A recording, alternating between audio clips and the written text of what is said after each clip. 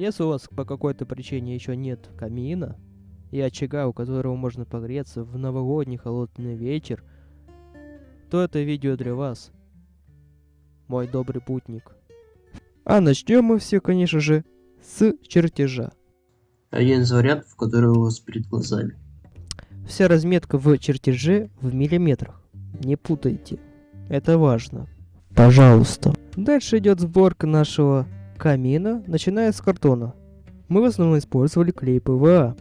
Когда вы построите общую фигуру, обклейте все бумагой, чтобы на бумаге нарисовать наши прекрасные, божественные кирпичи. И желательно клеить на двусторонний скотч, потому что так легче всего.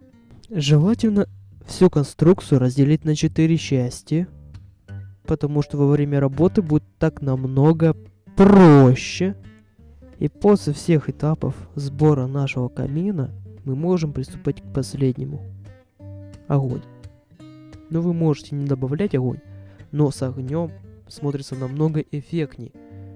Вы можете просто нарисовать на листочке, а можете сделать муляж. Вот насчет второго варианта, это дело вашего вкуса. Но мы остановились на первом варианте потом. И если вы, конечно, справились с заданием, и вы прям ощущаете, как прет новогодним настроем от вашего камина, то вы мега хорош!